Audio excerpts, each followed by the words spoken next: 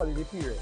Here are some safety tips when using fireworks. Always purchase fireworks from an approved, reliable source. Follow label instructions and use common sense. Always have close adult supervision. Never give fireworks to small children. Never point or throw fireworks at another person. Ignited fireworks must never be held in hand. Use outdoor only in a clear area away from buildings, vehicles, shrubbery, and have water handy. Never carry fireworks in your pocket nor shoot them in metal or glass containers. Light only one firework at a time. Wear eye protection and never have any portion of your body over the firework. Don't experiment with homemade firework and never attempt to relight a firework. Remember, fire safety begins with you. It certainly does, and this morning we want to chat a little bit about fire safety and fire prevention tips as we head into the new year and recap some stuff that happened over the past few days. Unfortunately, we saw homes being burnt to the ground, 20 people left homeless. This morning I want to welcome Acting Fire Sub-Officer Jude Rogers of the Fire Prevention Department. Good morning to you. Good morning to you and your listenership. Happy New Year, and well, my first question to you, if I be honest, I've heard over the years that fireworks is basically illegal.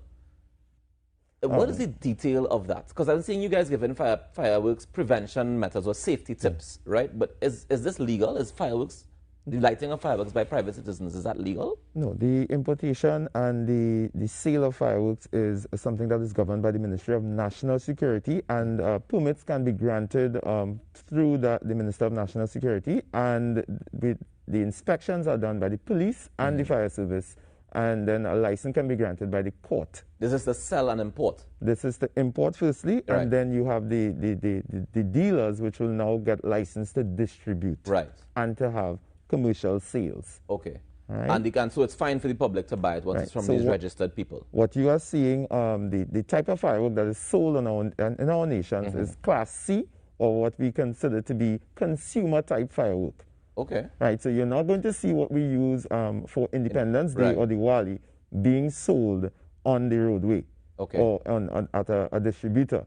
So that is under guard and that is under protection from the Ministry of National Security. Right, so then the ones that we see selling or the ones that people are able to buy are supposedly Class C, you said? Yes, and that means that they're for use by private citizens. That is correct. All right, so then with regards to situations like what happened, unfortunately, in Quarry Road recently, where we saw an entire house burned to the ground, these Class C fireworks have the potential to burn down houses. Once you have an ignition source, there is the potential for fire to occur.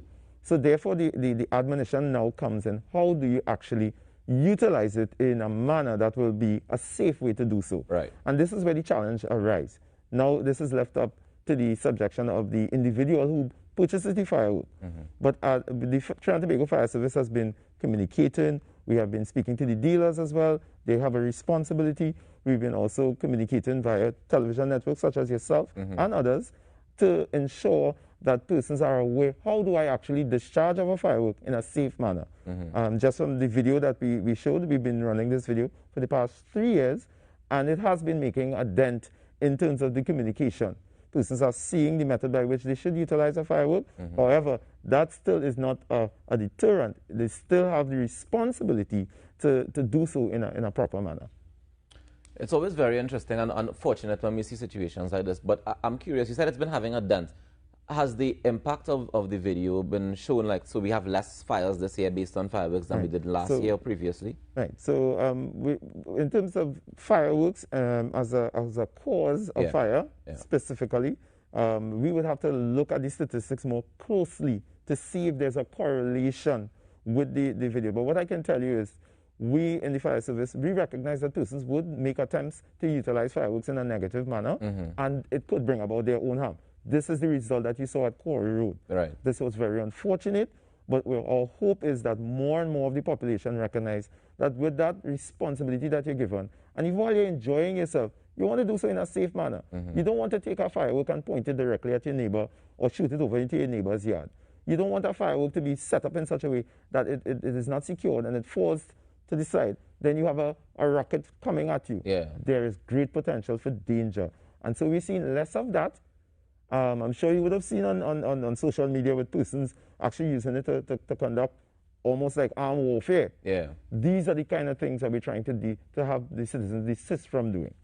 Are there any repercussions for people who do that sort of thing? Like using it for armed warfare, as you say? Like, Definitely, because the TTPS would support the fire service as well, and they are aware under the Summaries Act that the use of a firework in a manner that is not appropriate, you can be charged for doing so. There are some regulations that govern that as well. But, you see persons discharging fireworks in the middle of the roadway. Yeah. That is illegal. That's illegal as well? That is illegal. So then explain to me what is the safest way to discharge a firework if you're living in an urban center? So if you're living in a street that doesn't have green space, it doesn't have that level of freedom, where do we set off those fireworks in those areas? So again, different types of fireworks have different characteristics. So if you're going to purchase a firework, you should at least try to find out what is the discharge pattern of the firework that you're going to utilize. Because there are some fireworks that can discharge easily, it burns off quickly. Right. But the ones that elevate 50, 60 feet into the air, you definitely need to go 60 feet away from the middle of a roadway into an open space such as a savanna. So you need to find that green space. You should not be discharging that in your backyard, which is in close proximity. There's also a fallout from the firework, which has the potential with the wind to fall. And sometimes these fallouts may still have some flicker of ignition source in them. So we're asking persons be mindful of that.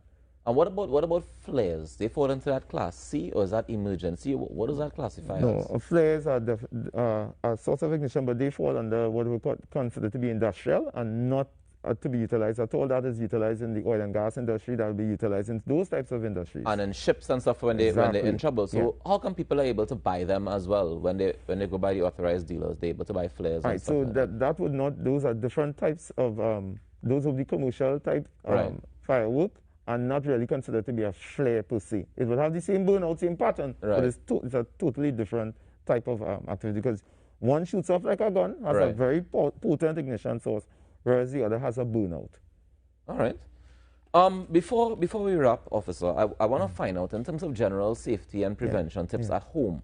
Like, people often overlook how dangerous the kitchen, for example, can be because you have fire in your kitchen. Should it be that every house has a fire extinguisher by your kitchen? What are some of the prevention tips that you can give us before we go? Definitely. So first and foremost, we're asking each and every householder, please purchase a fire extinguisher from a reputable dealer or a reputable service provider. We have quite a few in this country. Once you Google, you put in extinguisher, you will see the number of dealers and suppliers, and they support the fire service and they support our effort. All right, they have standards on the Writers Laboratory. The testing is taking place, but also a smoke detector, because in the dead of night, what is going to awaken someone? Remember, people are working, we're tired. So you want a smoke detector, and as simple as a battery-operated smoke detector can awaken you 3, 4 a.m. in the morning and give you that opportunity now to effect your evacuation procedure or to utilize your fire extinguisher to eradicate or eliminate that fire. Those are some of the things we want people to understand. All right. Well, this is fantastic news. I think that this is a great place that we can say, guys, for this year, 2022, get your fire extinguisher, have one at home, get your smoke detectors, have one at home as well. I'm curious, we spoke a lot about fireworks and that and Christmas season. We tend to, New Year's, Christmas, people always lighting up fireworks. But around other times in the year, for example, Diwali, there's lots of lighting up, lots of fires happening. And we saw even last year that there was a fire around Diwali where an entire home was burnt to the ground as well. Are there any prevention tips that we need to be aware of when it comes to lighting deers and that kind of thing? Definitely around that time of year. So the two peak seasons where you can have the potential for fires are Diwali period and also the Christmas period. The statistics point us in that direction.